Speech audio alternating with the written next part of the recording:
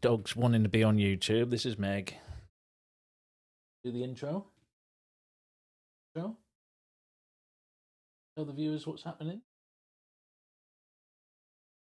David Ornstein has given out some massive updates on possible player targets and possible player exits, including Frimpong, Casemiro, Antony, Gyökeres, and a shock interest in Liam Delap. And Chido Obi-Martin is expected to sign his first professional contract today.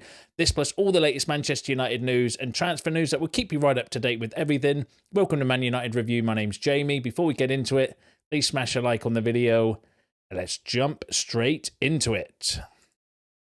So let's kick off with Chido Obi-Martin. So Chido Obi-Martin will sign his first professional contract at Manchester United today. It will be a 5-year deal. That came from Fabrizio Romano. And this was following on from the news that I brought to you the other day regarding Chido Obi-Martin, that where there were kind of hints and suggestions that he was going to be signing his first professional contract today. That's because it is his birthday today. He's just turned 17, so happy birthday to Chido Obi-Martin. I'm massively excited by that. I think he is a fantastic young talent, and one that could be destined for a really good career if he continues in the trajectory that he is. He's absolutely smashing it at his age group. One of the reasons why Arsenal didn't want to lose him and why they were a little bit kind of reluctant to to take us through the kind of tribunal and everything regarding him. So they tried, like loads of teams across Europe were trying to sign him. They actually offered more money as well, but Chido came to us because of the pathway to the first team. I think Amram is a manager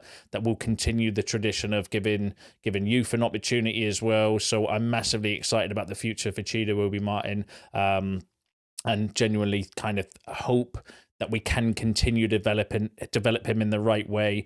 To be fair, the youth team and the under-21s and things like that are probably the one thing that we have actually been getting right over the last few years. We've got some fantastic young players. They just need nurturing and guiding. And like I said, I do think we've got a manager, not that Ten Hag didn't, but I do think we've got another manager that can come in and give the youth a chance and an opportunity and help develop them as well. So massively excited for Chido Obi-Martin to see how his career goes. Smash a like on the video if you agree.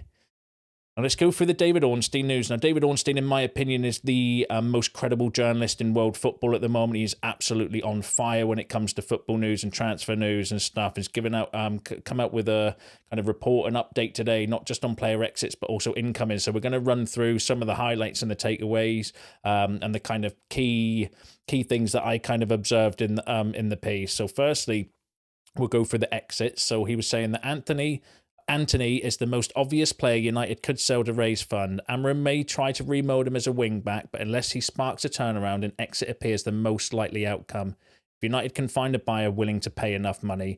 And the problem with Antony, I do think the club would look to remove him because it just simply hasn't worked with him. He's not shown, anything for hardly anything at all really since he came. He's had a couple of flashes and a couple of moments, but you'd struggle to find 3 games where he actually had a really good performance in since he came. Big money, big wages. It's been a total disaster, hasn't it? Really, let's be honest, at Antony signing. So I do think he is a player that United do want to move on. Problem we've got is who's going to buy him. The most realistic outcome, I think, would be some kind of loan. If we could get a loan with some sort of obligation or option to buy, like we did with potentially Sancho to Chelsea, then that wouldn't be the worst idea to try and do in January. But again, it's just who's going to buy him, who's going to pay the wages that he's on. He's on 200 grand a week. And he's not been in very good form. You probably would find buyers, but maybe not anywhere near the sort of price that we paid for him. Let me know in the comments, actually, how much do you think Antony would be worth if we were to sell him? Now, one of the destinations we could potentially sell him to, though, would be the Saudi Pro League. So United are building connections in Saudi Arabia to see if that market will be an option for them. Clubs in Turkey provide another possibility for sales. Galatasaray, for example, were interested in a loan move for Casemiro, but the player turned down the offer. That came from Laurie Whitwell, again, another credible journalist when it comes to United news. And there were reports in the summer about interest from the Turkish league that I remember bringing you in kind of videos, saying that Galatasaray and a few other teams were potentially interested in Casemiro. But Casemiro, it's a wage issue again because he's on about 350 grand a week. And apart from the Saudi Pro League, no other team across Europe is going to be able to afford that. And I don't think he's in a position where he particularly wants to take a pay cut at his stage in his career. And no other team's going to pay anywhere near those sort of funds for Casemiro. So again, I think we're kind of, we might be stuck with Casemiro if we don't get interest from Saudi. So I do kind of champion the fact that actually United might be trying to build a sort of connection with the Saudi Pro League to try and maybe offload some of their players that we've trapped on massive wages that we're otherwise not going to be able to get rid of. Not going to be able to get rid of for either any value, or we're just going to have to let them run out their contracts, which is really annoying. But that's an issue with the previous regime, and Ineos are just trying to clear up that mess. But so building that sort of connection wouldn't be the worst idea, because it is probably about the only place. Definitely with Casemiro anyway, we'll be able to afford his wages. Antony, whether he would want to go there or not is a different issue, but they would be able to afford his wages as well. But we'll have to keep an eye on it. I do think they're two players that United would want to move on. Personally, Casemiro for wage and age issues, and Antony because he's not been very good. But let me know what you think about that in the comments. Again, The Athletic were saying that Manchester United looked at offloading Casemiro in the summer and are likely to explore interest again. It's the same issue, though, with Casemiro, isn't it? Wage and age. Who's going to pay his wages? And, there's not that many clubs in world football that are going to pay anywhere near 300 grand a week for an aging Casemiro. So, if fair play, if United can get some sort of deal done. And to be fair, Ineos actually did quite well with player sales. Like, we offloaded Donny van der Beek. Yes, it was only for £500,000, but they put a clause in where if you make so many appearances, that can increase to like 12 million, I think it is. Jadon Sancho got a loan offer for Chelsea with an obligation to buy unless they finish less than 14th in the league. Mason Greenwood got a deal done, so they have actually done some quite good deals with player exits. So maybe they'll have something up their sleeve for Casemiro and Antony, but we'll have to just wait and see. Like I said, I think we're going to struggle. I think personally the most likely outcome would be possibly a loan, maybe with an option to buy for Antony in January. Casemiro, unless the Saudi Pro League come in, I can see him running out his contract.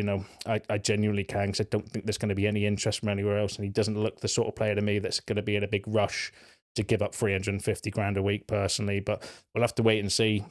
But let me know what you think about that in the comments, and then let's go for the incoming. So Manchester United have been keeping tabs on Jeremie Frimpong at Bayern Leverkusen for several seasons. Again, David Ornstein confirming that we're still interested in Jeremie Frimpong. Someone mentioned it in the video. Actually, the other day, I did a video where we were linked with Coenda for around £50 million for the right wing-back position.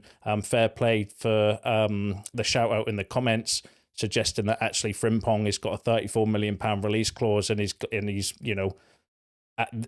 yes, he's a bit older than Coenda, but assists and goals from that position. He's arguably one of the best right wing backs around, Frimpong. So that would be interesting to see how that develops. But it's not really a priority position though for us personally. I think we've got a few, like Ahmed's done really well in that role. Obviously, Mazraoui can play there as well if Lenny Yoro comes back into the sort of centre-half position. Dallo, I think, is better on the right as well. So we are actually pretty stacked in that position. It's more the other side that we need. But yeah, clear interest then from David Ornstein saying that we're still keeping tabs on him or keeping track on him. So one to keep an eye on. Not going to be the most expensive, but again, is it a priority position for us? I don't think it is personally, but I'll have to see how that story develops. Another position that probably is a priority for us would be the striker situation. So United hope Amorim can help guide Rasmus Højlund to become as prolific as Victor Gyökeres at Sporting. But another centre-forward is expected to be on the agenda also. Gyökeres will inevitably come up in discussions given his importance in Amorim's system at Sporting. United's long-standing interest in Benjamin Sesko remains. So David Ornstein suggested there that clearly Gyökeres would come up in conversations if we are going to be looking at a striker going forward. For obvious reasons, he's one of the best around at the moment, and the clear interest, the clear connection with Amorim. But I do think he's a player we've scouted and been looking at even before Amorim anyway. And Benjamin Sesko's name just doesn't disappear when it comes to United. I think he is a striker that we have been very interested in. Again, though, he's a similar kind of age to Rasmus. And I kind of think if we're going to go for a new striker, I do think we need maybe someone with a bit more experience, because having multiple young players is great. but we also need someone for the here and now as well. And Gyökeres is a perfect day. He's 26 years old. You know, can help develop Højlund so he can still play. And then by the time he pushes 30, Rasmus is going to be like 25, and hopefully he'll be coming into his prime. You know, it makes sense for me to do that. Benjamin Sesko, you're then rotating between him and Højlund, and you're kind of stumping one's development as well. But you know, clear interest in there. And again, going back to it, David Ornstein is one of the best journalists around. So, you know, it's not something to take with a pinch of salt. It's definitely credibility in it if David Ornstein's saying it. So we'll have to wait and see what happens with the striker situation. And then another striker, he mentioned that Manchester United are tracking Liam Delap, which is a bit of a shock kind of name. I thought he was actually decent against us at the weekend. I thought he gave Delap a torrid time, really strong, powerful, looked a good runner. Obviously missed that opportunity with Onana, made that really good save, didn't he, in front of goal. David Ornstein kind of tweeted the following regarding the article, saying Liam Delap only joined Ipswich in July, but leading clubs already looking at him for the summer. If form continues, Ipswich may lose the 21-year-old amid a big six interest. Chelsea, Man United are tracking. Man City can buy a back as well. So, you know, interesting profile, 21-year-old, 12 appearances, 6 goals, 1 assist this season as English, so would fit the homegrown quota as well, which would be important. You know, fits the bill of being young, up and coming, developmental, and all of that stuff. But again, do we need another young striker at the moment? I'm not so sure we do, because we've got, you know, Højlund. Obviously Xerxes not found his feet yet. He's still a young striker. We've just mentioned Chido Obi-Martin's coming through as well. Like, for me personally, I would like to see someone with a bit more experience coming in if you are going to look at the kind of striker position.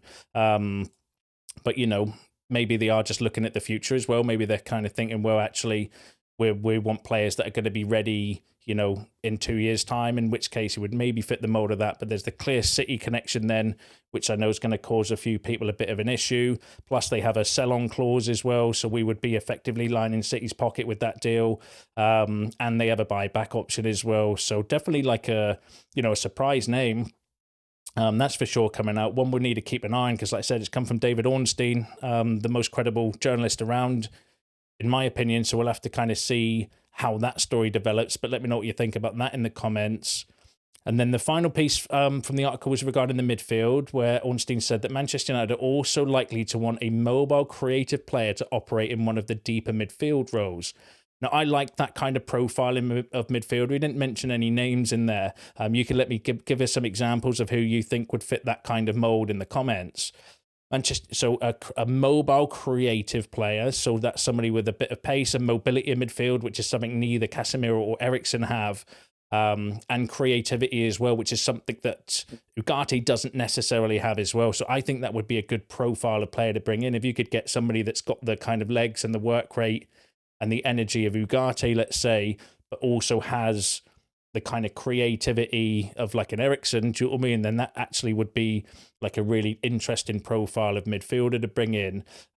Where that would leave Kobbie Mainoo, not so sure, but we need rotation options. We need different profile of players for different games.